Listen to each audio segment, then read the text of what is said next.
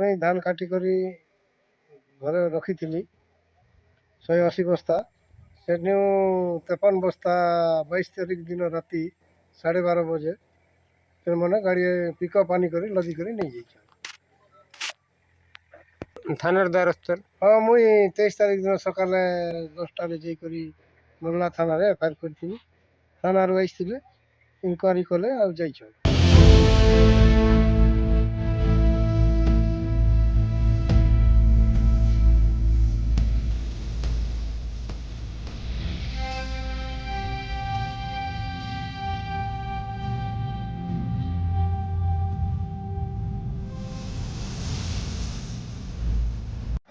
ରାତି 22 ତାରିଖ ଦିନ ରାତି ମୁଇଁ ବାହାରିଥିଲି ଏକ କରବାର୍ ଲାଗି। ଆଉ ଗାଡ଼ି ଗୋଟେ ଧଳା ପିକଅପ୍ ଗାଡ଼ି ଗୋଟେ ଯିବାଟା ମୁଁ ନିଜେ ଦେଖିଛି। ଆଜ୍ଞା ହଁ ଏଇଟା ସତ୍ କଥା ଏକା।